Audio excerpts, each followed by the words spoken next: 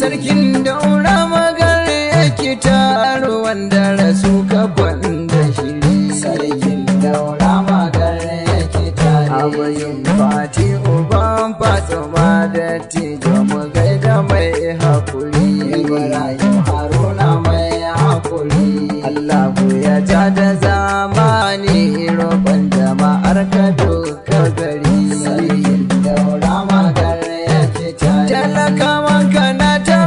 godiya mun ce mulkin ka kwai nazari Ibrahim Haruna mai hakuri Alhaji Ibrahim Haruna Allahu ya ja da zamani sarkin daura